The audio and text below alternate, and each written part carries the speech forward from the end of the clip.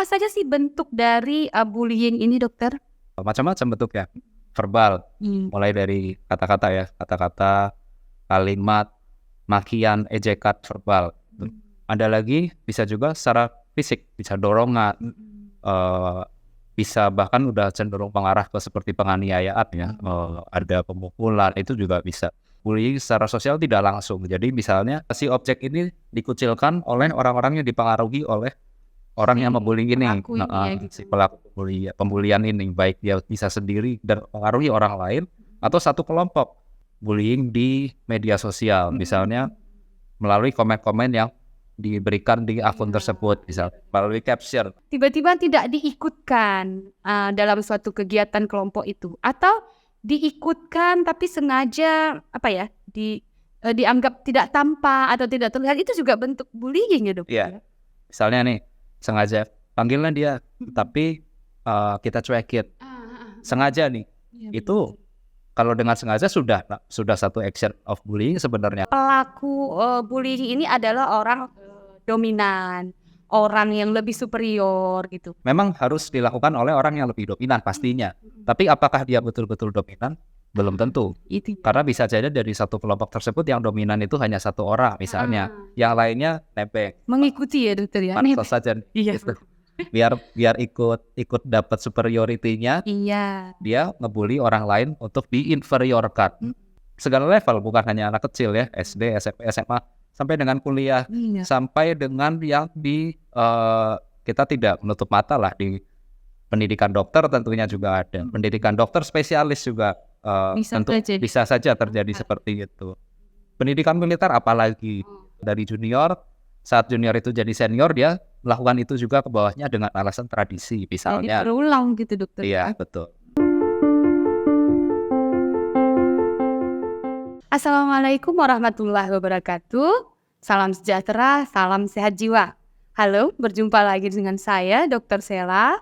Dan kali ini saya sudah ditemani oleh seorang narasumber, Kapten CKM Dr. Ivan Paulus Gunata, Mars, spesialis kedokteran jiwa. Ini kali ke berapa ya, dokter ini sudah mau nih datang untuk berbagi di podcast seksi ansietas PPPDS-KJI.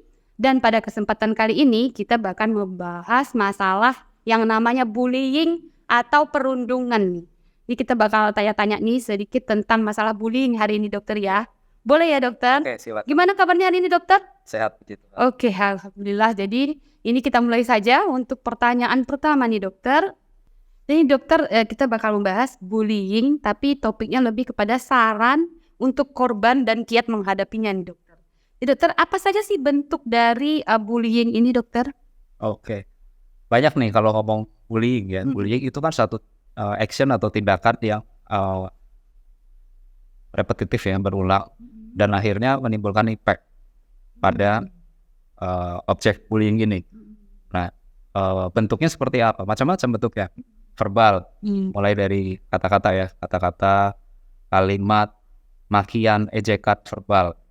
Ada lagi bisa juga secara fisik, secara fisik ya, langsung bisa dorongan, bisa bahkan udah cenderung mengarah ke seperti penganiayaan ya, ada pemukulan, itu juga bisa.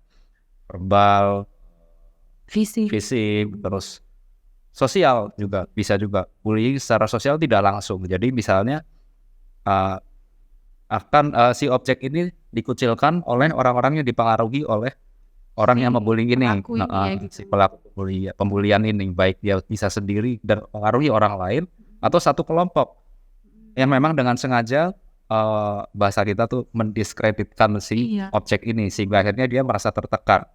Inti dari bullying ini kan akhirnya memberikan rasa tidak nyaman, rasa takut, perasaan menderita bagi orang yang menjadi objek bullying ini.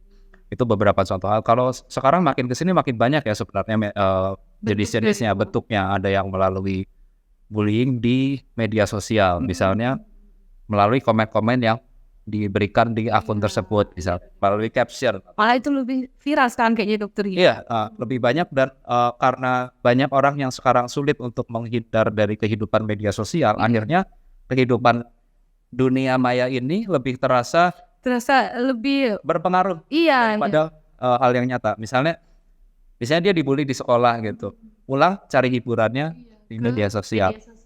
Ternyata orang-orang yang ngebully di sekolah ini main juga nih di media sosial, membuli juga akun media sosialnya. Akhirnya menerima bullying dari 2 tempat. Kalau dulu belum banyak media sosial, bullying misalnya ya manual aja di sekolah gitu, onsite aja di sekolah. Sekarang ada yang online-nya nih, bullying online. Tambah ini ya dokter ya. Iya. Lebih mudah dilakukan mungkin ya, lebih. Iya. Betul. Macam-macam sih cara metode-metode bullying. Semakin berkembang teknologi, semakin berkembang metode komunikasi, semakin luas metode komunikasi, semakin banyak metode bullyingnya. Itu salah satu efek negatif mungkin dokter ya, dari perkembangan media sosial ini juga dokter ya. Betul. Jadi dokter tadi dokter membahas yang namanya bullying sosial nih dokter. Jadi kalau misalnya dokter ada ya di satu perkumpulan gitu dokter, misalnya nih saya, tapi jangan ya, aduh amit-amit. Saya nih tiba-tiba tidak diikutkan dalam suatu kegiatan kelompok itu, atau diikutkan tapi sengaja dianggap tidak tampak atau tidak terlihat, itu juga bentuk bullying ya dokter? Iya. Misalnya nih sengaja panggilnya dia, tapi kita cuekin, sengaja nih. Itu kalau dengan sengaja sudah satu action of bullying sebenarnya, karena dia sengaja itu. Lain halnya kalau memang tidak bermaksud seperti itu. Walaupun efek akhirnya juga bisa memberikan rasa tidak nyaman yang sama, tapi akan berbeda definisi jadinya kan, kalau yang memang sengaja ataupun tidak sengaja gitu. Karena kan saya nanya nih, kayaknya kalau perempuan nih arisan mau aja tuh gitu dokter. Jadi kalau suatu arisan diikutkan tapi ternyata dikucilkan juga gitu, juga bentuk bullying juga ya. Iya, banyak ya kalau bukan hanya arisan saja sebenarnya. Karena kemarin waktu masa pandemi sedang PPKM sedang ketat, itu cenderung menurun tuh kalau yang masalah sosial tersebut. Karena kan momen-momen untuk berkumpul kan lebih sedikit. Tapi saat sudah mulai dilonggarkan, itu juga konsekuensinya salah satunya adalah itu gitu. Memang ya namanya kehidupan sosial kita tidak bisa hindari. Jadi bukan hanya arisan, kadang di komunitas misalnya orang tua yang menjemput anak di sekolah, itu juga ada bullying juga. Ibu itu dibully oleh kelompok satu ibu-ibu yang lain misalnya gitu. Macam-macam, bukan hanya di situ saja, di lingkungan pendidikan juga banyak. Bener. Anak sekolah misalnya, segala level, bukan hanya anak kecil ya, SD, SMP, SMA, sampai dengan kuliah, sampai dengan yang di kita tidak menutup mata lah, di pendidikan dokter tentunya juga ada, pendidikan dokter spesialis juga bisa saja terjadi seperti itu. Pendidikan militer apalagi. Pendidikan kedinasan itu juga jadi sosial bullying itu juga banyak terjadi di lingkungan itu. Tambah sering ya dokter kita lihat di berita itu, entah di sekolah dinasan mana, di pesantren juga katanya sering gitu dokter ya. Ini dokter seringnya nih dokter, korbannya itu nggak berani untuk speak up gitu dokter, nggak berani untuk menyatakan bahwa saya korban bully. Itu sebenarnya kalau dari sisi kita psikiater ya dokter, apa sih yang terjadi dengan si korban yang merasa nggak perlu speak up, nggak perlu mengakui atau minta tolong gitu karena udah dibully gitu? Kadang korban tidak mau speak up itu macam-macam sebabnya. Pertama, sudah pernah mendapat ancaman. Kalau speak up akan mendapatkan perlakuan yang lebih berat lagi misalnya. Kedua, malu, merasa semakin inferior, artinya kalau dia speak up, ketahuan tidak mampu mengatasi, ketahuan bahwa dia adalah orang-orang yang dianggap lebih rendah daripada komunitas lain di lingkungannya, padahal belum tentu loh. Iya, benar-benar. Kadang orang yang membuli itu justru karena dia merasa mungkin belum tentu lebih mampu daripada orang-orang yang dibully itu. Untuk menutupinya dia membuli gitu, bisa jadi seperti itu juga gitu. Nah, yang terjadi lagi selain itu, dia tidak mau ngomong karena misalnya takut nanti orang tua derita, orang di lingkungannya jadi sedih. Banyak sebabnya, pertimbangan dia tidak mau menyampaikan sebabnya. Kalau tadi ditanya impact-nya apa, ya impact-nya berat karena hal-hal negatif yang dipendam terus-menerus, bahasa kita represi ya, terus dipendam, masuk ke bawah sadar ya, terus ditahan menumpuk sehingga akhirnya individu itu tidak mampu lagi untuk mengatasi. Kalau kita punya nama istilah coping ya, kita punya coping mechanism, nggak bisa lagi mengatasi problemnya, tidak bisa lagi secara mentalnya mampu menghadapi dan mampu mengelola hal tersebut. Akhirnya terjadi apa ya, gangguan jiwa. Mental ya dokter ya. Jadi dokter, karena memang kan dokter sudah menyebutkan tadi seringnya pelaku bullying ini adalah orang dominan, orang yang lebih superior gitu. Tapi kan tidak tertutup kemungkinan orang yang dianggap minoritas juga bisa menjadi pelaku seperti yang dokter sampaikan tadi. Mungkin dia nggak mampu, dia melakukan, atau bullying dari perempuan ke laki-laki nih dokter. Juga sering terjadi nih dokter ya. Ini gimana menurut dokter? Kenapa orang melakukan bullying ya, intinya gitu tadi. Jadi belum tentu orang itu memang harus dilakukan oleh orang yang lebih dominan pastinya. Tapi apakah dia betul-betul dominan? Belum tentu. Karena bisa jadi dari satu kelompok tersebut yang dominan itu hanya satu orang misalnya, yang lainnya nebeng. Mengikuti ya dokter ya. Pansos saja. Iya. Gitu. Biar ikut dapat superioritinya. Iya. Dia ngebully orang lain untuk diinferiorkan. Jadi intinya adalah kan diinferiorkan si objek itu gitu. Itu bukan hanya di lingkungan perempuan saja misalnya, atau laki ke perempuan ke laki juga ada. Dan mungkin kadang yang baru ramai mungkin akhir-akhir ini ada ya misalnya, tapi sebelum itu pun juga sebenarnya sudah ada beberapa orang yang akhirnya mengalami gangguan mental laki-laki akibat bullying dari perempuan. Iya. Gitu.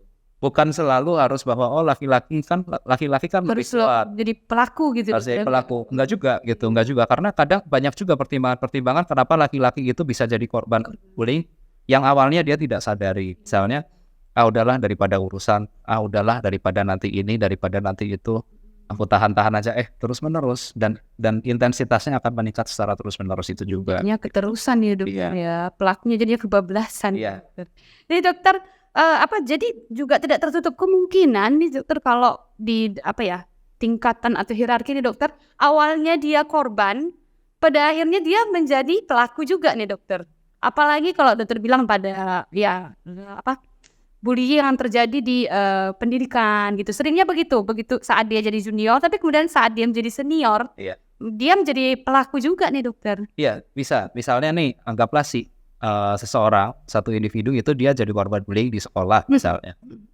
Sampai rumah, dia membutuhkan, ya mungkin tanpa dia sadari, dia membuli orang lain lagi di rumah yang lebih inferior dari dia, misalnya saudaranya, atau ada karyawan atau siapa di rumah yang menurut dia bisa jadi lebih inferior dari dia.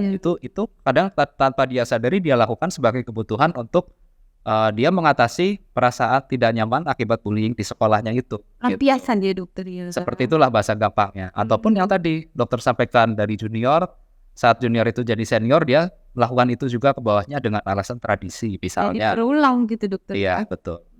Jadi tradisi benar-benar dokter. Jadi dokter kan seringnya terjadinya itu kan pada masa anak-anak seringnya dokter, walau seperti dokter katakan di setiap tingkatan itu bisa terjadi gitu dokter. Jadi sebenarnya kalau pada anak nih dokter, apa yang bisa kita tanamkan dari awal supaya si anak ini tidak jadi karakter yang gampang untuk membuli orang lain nih dokter? Yang kita tanamkan bukan hanya anak ini jadi karakter yang gampang membuli, tapi juga untuk tidak gampang membuli, tapi juga tidak gampang dibully. Iya. Itu dua yang kita benar. Kalau untuk tidak gampang membuli ya, yang pasti kalau yang jelas itu kalau sebagai misalnya orang tua nih, ataupun orang yang punya anak untuk diasuh, atau kita berikan pola asuh yang membahagiakan, yang nyaman, sehingga dia betul-betul tumbuh dalam pertumbuhan mental yang sehat, pola asuh yang bagus, perasaan happy, perasaan nyaman, tidak tertekan, tidak perlu melihat banyak tindakan-tindakan bullying juga di rumah misalnya, ataupun satu kalimat-kalimat verbal yang tidak nyaman antar orang tua. Itu juga anak itu kan molding ya, dia akan belajar dari apa yang dia lihat. Gitu. Kalau itu yang dia lihat, ya itulah yang akan dia praktekkan. Gitu. Jadi ya yang seperti itu harus dihindari. Bukan hanya itu saja sebenarnya. Jadi ya kita menanamkan religiusitas yang baik, spiritualitas yang baik pada anak. ibadah yang bagus itu juga akan mendidik anak, bukan hanya mengajari tapi juga mendidik anak untuk bisa bersikap dengan baik, tahu menempatkan diri seperti apa, punya empati yang bagus terhadap orang lain, itu untuk dia tidak jadi pembuli. Kalau sebaliknya, supaya dia tidak jadi korban yang dibully, ya kita tumbuhan sama saja dengan pola asuh yang bagus, kita mengoptimalkan kepercayaan diri anak tersebut, bakat-bakatnya kita latih, bakat-bakatnya kita kembangkan, kemampuan-kemampuan yang ada kita kembangkan, bukan hanya nilai harus bagus, bukan hanya itu saja, tapi bakat-bakat yang lain. Bahkan kalau perlu ya cara dia membela diri juga harus kita ajarkan. Diajarkan hidup. Dan yang terakhir juga tidak kalah penting adalah cara dia menyampaikan, untuk kita punya keterbukaan diri terhadap anak dan lingkungan, sehingga lingkungan tidak takut ataupun tidak merasa sangat dibatasi untuk menyampaikan apapun pada kita. Jadi lingkungan ataupun anak juga bisa berani cerita, pendapat, diajarkan bercerita. Ya, paling tidak kita juga bisa bisa memancing lah ataupun membuka pembicaraan. Gimana tadi di sekolah? Anda apa di sekolah? Biar anak juga punya kesempatan untuk bercerita dengan mudah. Gitu. Hubungan antara orang tua dengan anak juga harus bagus, ataupun antar keluarga lah dengan anak tersebut juga harus bagus, sehingga komunikasinya bagus, anak juga lebih terbuka. Gitu. Walaupun dia mungkin tidak terbuka untuk orang lain, untuk orang tua harus nih dokter ya. Iya, jadi setidaknya dia bisa berani berbicara, berani speak up dengan keluarganya. Jadi tapi dari yang dokter sampaikan tadi, intinya sebenarnya orang tua itu tidak juga melulu harus mendoktrin kamu harus A, harus B, tapi lebih kepada melihat orang tuanya bagaimana bersikap sehari-hari ya dok. Iya, kalau secara keseluruhan kalau saya rangkum itu lebih bagaimana orang tua membuat anak bahagia, itu aja sih. Tapi juga enggak yang berlebihan ya dokter, bahagia lebih ke memanjakan gitu enggak juga ya dokter ya. Dokter, tadi sedikit dokter sudah membahas tentang pembulian atau perundungan di media sosial nih dokter. Kan tadi kan kita berbicara mungkin lebih kepada yang onsite gitu ya dokter. Tapi kalau untuk mengatasi bullying yang terjadi di media sosial nih dokter, terkadang orang nggak kenal atau orang yang pernah kita jumpa Fake account. Fake account nih ya. Banyak nih dokter yang stalking di IG gitu. Itu gimana ya dokter ya? Ini faktor luas ya, luas dan kompleks kan media sosial itu. Di satu sisi perkembangannya sangat pesat dan kita juga sangat membutuhkan gitu untuk berbagai hal. Tapi juga ada efek negatifnya. Efek negatifnya ya itu tadi, salah satunya dalam hal bullying ya. Orang begitu mudah membuli. Orang begitu mudah misalnya kirim message, orang kirim direct message walaupun orang dari gak kenal, dari bisa aja akun-akun yang gak jelas juga, kadang sengaja bikin fake account gitu. Kalau tadi ditanyakan bagaimana cara menghadapinya atau cara menghindari, kalau menghindari agak sulit nih. Kalau menghadapi yang jelas kita harus sadar dulu nih, pertama media sosial itu apa, dunia kita yang sebenarnya itu ada di mana, gitu, dan seberapa butuh sih kita sama media sosial ini. Kadang-kadang perlu untuk ada istirahat media sosial sekali, tidak harus setiap hari, misalnya kadang di off-kan dulu beberapa hari. Masih ada media lain kok untuk komunikasi, kecuali yang memang bekerja secara terus-menerus dari situ. Gitu, itu salah satu cara. Nah, kalau sampai terlanjur nih, ada orang yang melakukan pembulian dan ada korban. Kadang ada orang yang memang cenderung terus-terusan selalu dibully sama followersnya misalnya, atau orang yang cenderung apa-apa tuh selalu jadi bahan bulian, apapun yang dia posting selalu dibully. Ada baiknya dia juga mengkonsultasikan juga sama orang lain gitu, bukan hanya dia saja. Ada yang salah apa dengan postingan saya misalnya. Ada yang gak benar apa dengan postingan saya, kok selalu dikomentari tidak baik misalnya. Itu banyak faktor, karena kadang orang yang memposting pun tanpa tidak disadari dia juga memposting hal yang akhirnya sensitif untuk orang lain misalnya. Atau kadang juga ada orang sering orang yang memposting sebagai manifestasi dari gejalanya dia nih misalnya. Misalnya pada pasien-pasien bipolar episode tertentu gitu, yang dia tidak bisa menahan keinginannya untuk banyak posting. Apa yang diposting itu jadi random kan istilahnya ya. Kadang yang diposting itu malah semakin menunjukkan bahwa dia tuh lagi bergejala gitu. Nah, itulah yang jadi rawan bulian. Jadi mencegah itu perlu ada orang yang memberi nasihat bahwa kalau kamu postingnya kayak gini nih, kita orang normal ngelihatnya aneh loh, misalnya seperti itu. Gitu. Jadi malah apa ya? Kayaknya lebih kepada pertama tadi istirahat ya dokter ya perlunya kalau memang karena gini dokter ya orang suka dan tidak suka itu kan terkadang kan nggak bisa kita kontrol ya dokter ya. Jadi yang utama mungkin kayak dokter sampaikan ada masa di mana kita perlu jeda dari media sosial. Kemudian ya itu tadi ya juga introspeksi mungkin dokter ya. Mungkin belum tentu orang lain itu yang terus-terusan salah, tapi kita juga bisa jadi memancing seseorang untuk melakukan perundungan pada kita. Iya. Nah kalau misalnya dia sudah benar, yang diposting tidak ada masalah. Tapi memang orang yang cenderung selalu memberikan masukan-masukan yang jelek, mengejek, membuli. Yang jadi masalah berarti bukan dia dong. Artinya adalah orang yang mengomentari itu. Mungkin dia iri, mungkin dia sirik lah bahasanya gitu. Karena banyak orang-orang yang justru dikomentari jelek, padahal dia bagus, padahal dia sukses. Yang jadi masalah ada orang yang komentarin ini adalah orang-orang yang sebenarnya merasa lebih inferior sebenarnya, insecure sama dia gitu. Sendiri jadinya begitu. Baik dokter, ini menarik sekali dokter tentang bullying ini. Mungkin nanti ada episode selanjutnya nih dokter, kita terus bahas masalah perundungan nih dokter. Tapi untuk hari ini kayaknya cukup untuk episode kali ini. Lain kesempatan kita jumpa lagi dokter. Mungkin ini saja kali ini untuk episode tentang bullying. Ini dokter, tapi sebelumnya boleh nggak berbagi nih dokter? Saya sudah ngikutin sini, tapi masih ada pasti yang belum ngikutin nih Instagram dokter nih dokter. Boleh disebut nggak dokter? Oh iya, akun Instagram saya cuma satu, @ivan_paulus_gunata, itu saja. Ya, karena saya lihat di Instagram dokter juga sering sharing ya, berbagi tentang tips dan trik tentang kesehatan mental ini dokter ya. Jadi yang pasti ikuti, karena emang followernya juga udah banyak nih dokter. Ini biar tambah banyak lagi nih dokter ya. Sekian dokter untuk kali ini, mungkin masih banyak nih topik yang bakal kita bahas untuk kesempatan lain waktu. Terima kasih dokter. Mungkin itu saja untuk episode kali ini, kita berjumpa lagi di lain kesempatan. Tiada kesehatan tanpa kesehatan jiwa. Wabillahi taufiq wal hidayah. Assalamualaikum warahmatullahi wabarakatuh.